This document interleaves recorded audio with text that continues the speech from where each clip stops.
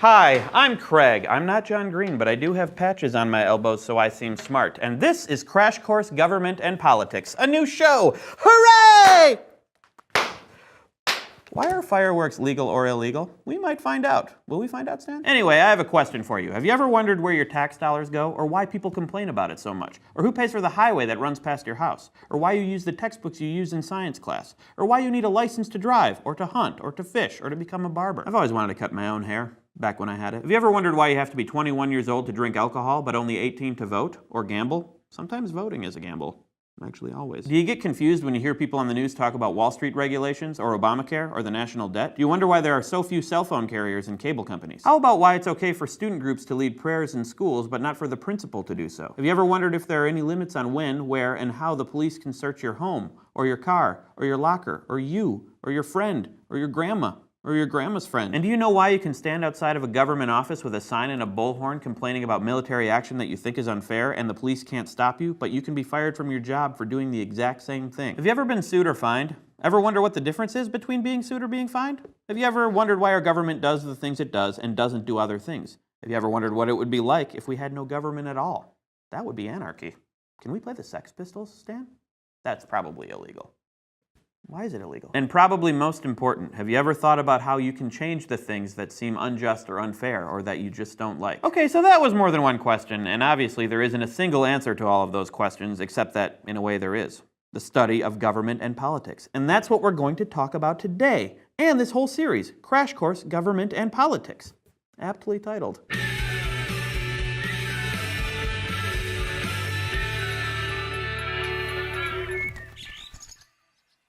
So let's start by doing what human beings do when confronted with complicated questions they can't answer. We'll answer a simpler one. In this case, what are government and politics, and why do I need to learn about them? Government is a set of rules and institutions people set up so that they can function together as a unified society. Sometimes we call this a state, or a nation, or a country, or Guam. And I'll use these terms somewhat interchangeably, except for Guam. That might be a little confusing. So, we study government in order to become better citizens. Studying government enables us to participate in an informed way. Anyone can participate, but doing so intelligently, that takes a little effort, and that's why we need to learn about how our government works. Politics is a little different. Politics is a term we use to describe how power is distributed in a government. And in the US, it basically describes the decisions about who holds office and how individuals and groups make those decisions. Following politics is a lot like following sports in that there's a winner and a loser, and people spend a lot of time predicting who will win and analyzing why the winner won and the loser lost. The outcome of an election might affect your life more than the outcome of a sports game, though, unless you're gambling, which might be illegal. Government is really important. Everyone born in America is automatically a citizen, and many people choose to become citizens every year so that they can have a say in the government. The USA is a republic, which means that we elect representatives to govern us, and a democracy, which means that citizens are allowed to participate. This ability to participate is something we take for granted, but we shouldn't. History tells us that citizen participation is the exception rather than the rule, but we're not going to look at history. Who has time? That's what history courses are for with that other guy. So one way people can participate in government is through voting, and many people will tell you that that's pretty much the only way we can participate in government or politics. But they're wrong! And I love pointing out when people are wrong. Let's go to the thought bubble. Sure, when you mark a ballot, you are participating in the political process, but there are so many other things you can do to be an active citizen. You can contact your representatives and tell them what you think about a political issue. People used to do this by writing letters or sending telegrams, but now they tend to call or send email.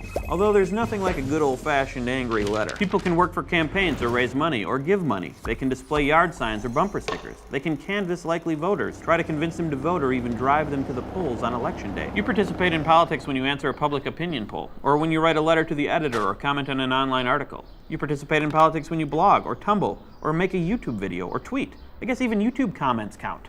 First, ever been to a march or a rally, or held a sign, or worn a t-shirt with a slogan on it, or discussed an upcoming election at the dinner table and tried to convince your parents who to vote for? You've participated in the political process. And if you've actually run for office, you've participated, even if you didn't win. And if you did win, congratulations! Now get back to work, you should already know this. But probably the most important thing you can do to participate in government and politics is both the easiest and the most challenging. Become more educated. Anyone can be a citizen, but to be a good citizen requires an understanding of how the government works and how we can participate. It requires knowledge and effort, and we have to do it because otherwise we end up being led rather than being leaders. We learn about politics because knowledge is our best defense against unscrupulous people who will use our ignorance to get us to do the things that they want rather than what we think should be done. Thanks, Thought Bubble. That was my first Thought Bubble narration. Hooray! You guys are fun.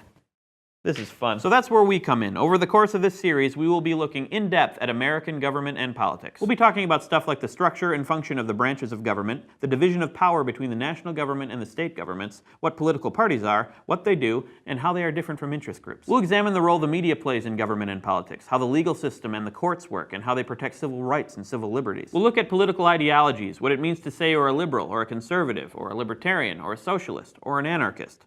Okay, we probably won't talk about anarchy because that's sort of the rejection of government. Again, Sex Pistols? Can't. It's a copyright issue. I'll take care of it. Anarchy! Woo! I've been known to do that from time to time. We'll try to understand the forces that are shaping American government and politics today, and we'll work towards becoming more involved in developing our knowledge so that we make our government more responsive and our politics more inclusive. By the end of the series, and actually before the end, you will understand how our government works and how you can make it work better for you and your community. Not only will you be able to answer most of the questions I started this episode with, but you will become, if you pay attention and think for yourself, a more engaged and active citizen. And you might have a beard. If you don't shave. Next week, we'll talk about Congress, how it works, and what it does when it does anything. Thanks for watching. I'll see you next week. And that's my first Crash Course episode. Are we out of poppers, Stan? Wait, I'll just throw them. Woo! Woo! Bang! Woo! Bang! Bang! Woo! Crash Course Government and Politics is produced in association with PBS Digital Studios. Support for Crash Course U.S. Government comes from Vocal. Vocal supports nonprofits that use technology and media to advance social equity. Learn more about their mission and initiatives at vocal.org. Crash Course was made by all these nice people. Thanks for watching. Can we call it Craig Course, Stan? No? Crash Course Craig? Mm-mm.